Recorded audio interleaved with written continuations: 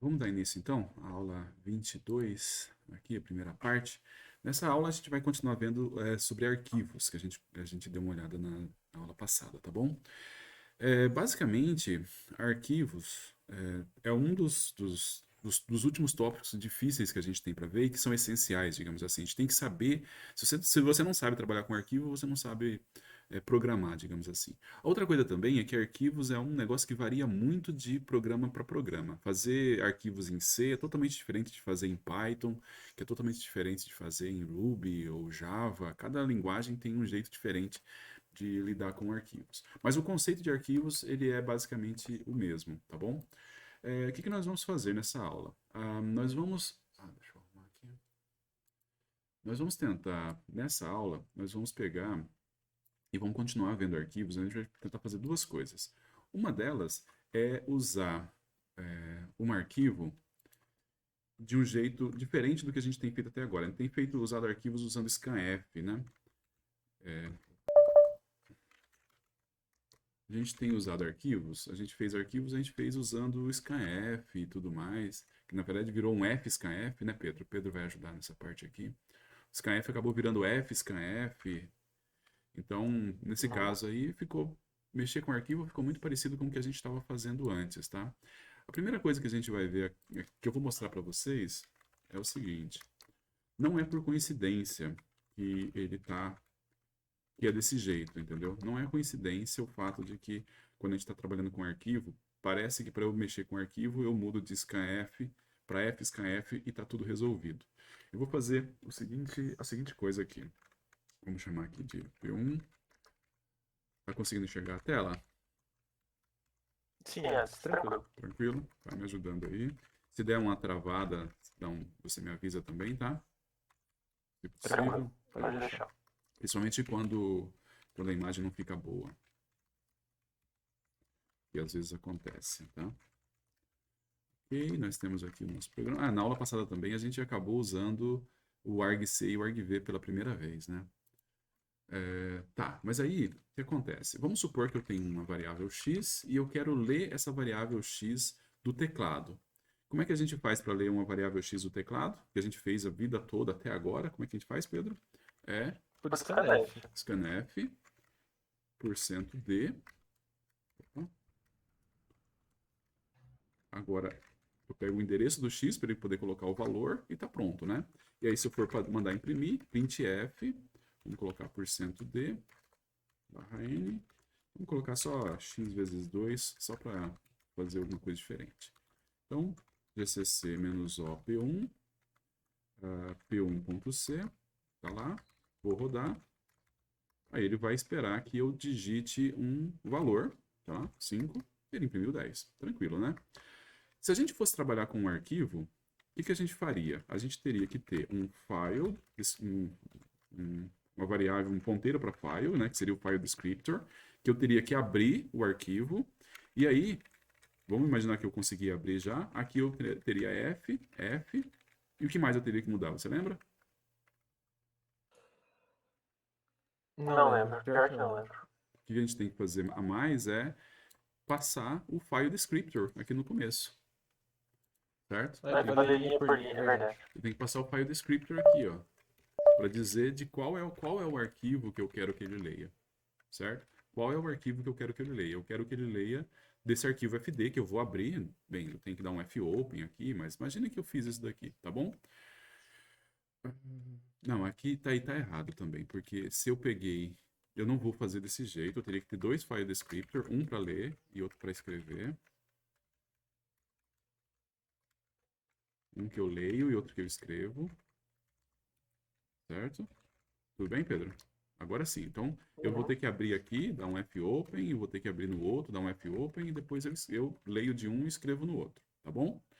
Agora, o que acontece é o seguinte: desde o começo, a gente estava usando um arquivo já.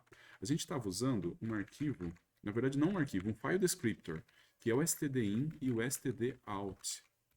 Tá, primeira coisa que a gente tem que perceber: quando eu pego e faço dessa forma aqui, eu dessa forma aqui, eu vou estar lidando diretamente com o arquivo. Se eu colocar aqui fopen, o nome do arquivo e tudo mais, vai funcionar. Agora, a única coisa que eu vou fazer é o seguinte, em vez de eu usar um, file descriptor que eu vou abrir, eu vou utilizar esse stdin e o stdout. São dois file descriptors que já existem. Então, toda vez que você roda um programa e toda vez que você importa o stdio, no stdio já vem para você dois file descriptors. Não, na verdade vem três. A gente vai falar sobre o outro daqui a pouco. Vem três file descriptors.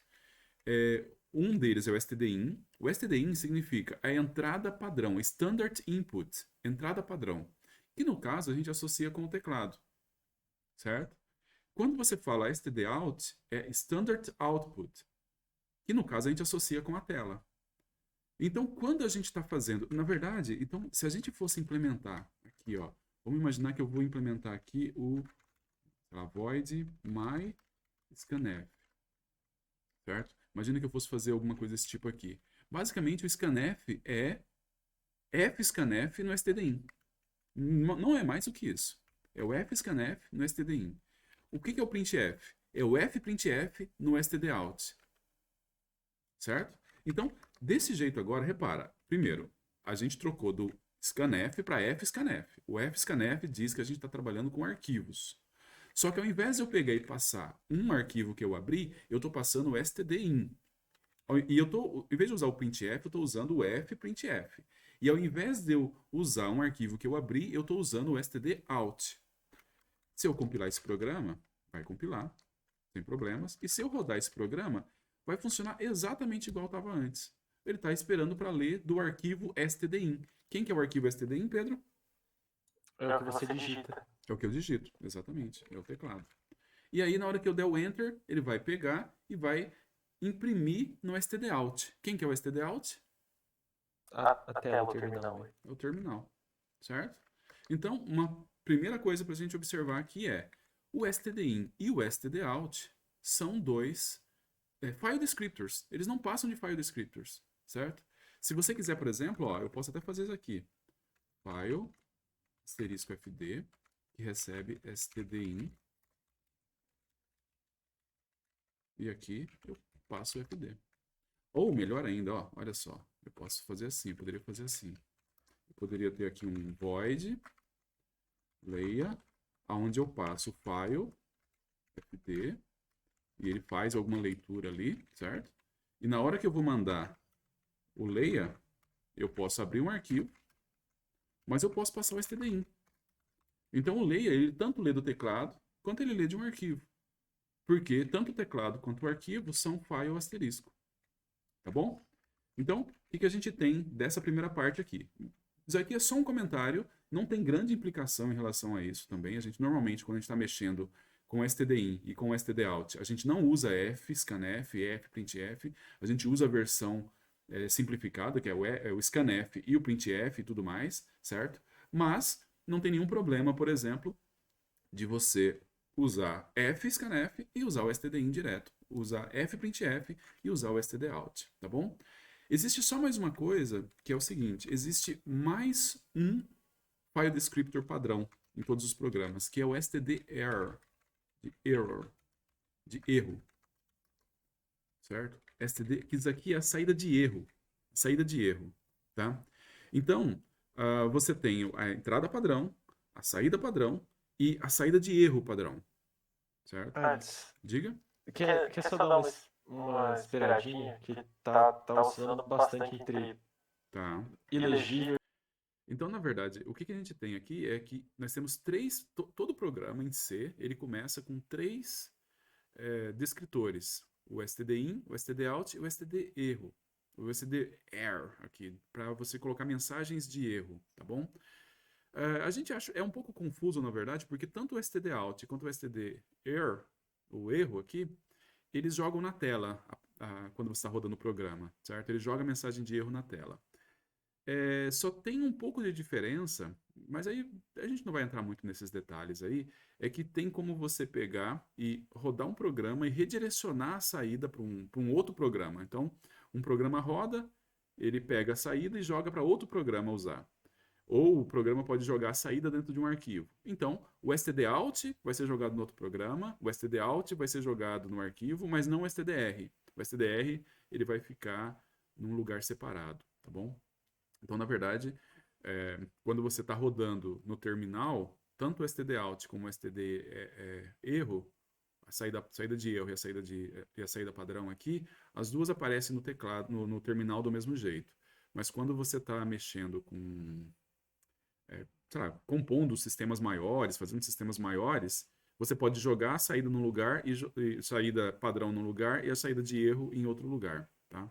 Você pode fazer essas coisas. Eu só vou mostrar aqui, a última coisa que a gente vai ver nessa primeira parte, que eu vou compilar. A única coisa que vai acontecer aqui agora é que ele vai jogar duas vezes 90. Um deles saiu pela saída de erro, o outro saiu pela saída padrão, tá? Para mostrar para vocês como é que é isso, ó, eu vou tirar essa saída de erro. Tranquilo, Pedro? Tranquilo, normal. Eu vou tirar a saída de erro. Eu vou rodar agora o programa e eu vou fazer assim, olha. No Linux, se você roda um programa e coloca sinal de maior, que é uma setinha de direcionamento e um arquivo texto, t.txt aqui, certo? Ele não vai jogar nada na tela. Ah, eu compilei? Deixa eu compilar. Compilar, garantir.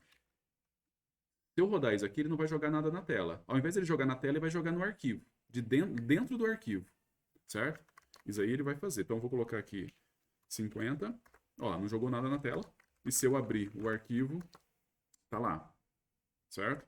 Agora, o que a gente vai fazer? Eu vou colocar a saída de erro aqui. Certo? Sei lá, vou multiplicar ele por 10. Eu vou colocar a saída de erro. Olha o que vai acontecer agora. Eu vou rodar o mesmo programa, certo? Sei lá, vou colocar aqui 21. O que vai acontecer? Ele vai... A saída padrão vai para o arquivo. Então, lá no arquivo vai estar 42. E a saída de erro vai para a tela. Porque eu não direcionei a saída de erro. A saída de erro continua sendo jogada na tela. Então, o que a gente fez antes, olha aqui em cima. Quando a gente colocou saída de erro e padrão, ele deu 45, 90, 90. As duas saídas ficaram aqui, apareceram na tela. Agora a gente está rodando, redirecionando a saída para um arquivo. Então agora vai dar 42 dentro do arquivo e o 210 aqui na tela. Certo? E se a gente olhar dentro do arquivo, tá lá 42. Tá bom? É só isso aqui que muda. Então por isso que existe essa saída de erro. Normalmente a gente usa a saída de erro para jogar erro realmente. Imagina que você está querendo jogar as coisas dentro de um arquivo, só que você quer saber, por exemplo, sei lá, se tem alguma coisa de errado, eu gostaria de ser avisado mesmo, sem ter que abrir o arquivo. Então você pode pegar e jogar dentro da saída de erro, tá bom? Parágrafo.